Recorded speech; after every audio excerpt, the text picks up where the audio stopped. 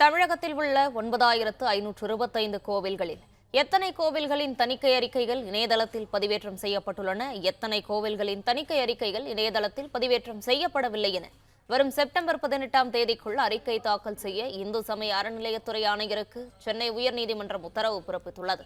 இது தொடர்பான கூடுதல் தகவல்களை தரவிருக்கிறார் செய்தியாளர் ஆனந்தன். ஆனந்தன், தகவல்களை பகிரலாம். வணக்கம்.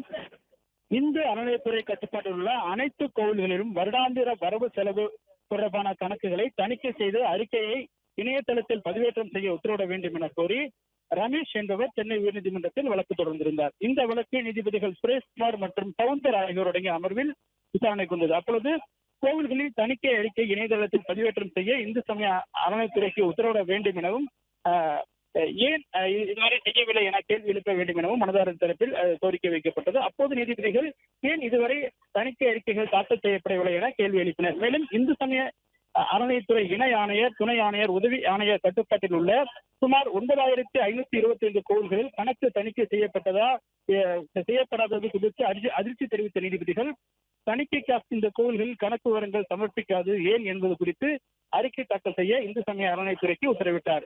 மேலும் அதே போல பழனி, திருச்செந்தூர் போன்ற 50 பெரிய கோவில்கள் கணக்கு தணிக்கை செய்யப்பட்டிருக்கும் என தெரிவித்த நீதிபதிகள் அவற்றை விரைந்து இணையதளத்தில் பதிவேற்றம் செய்ய வேண்டும் எனவும் தெரிவித்தார்.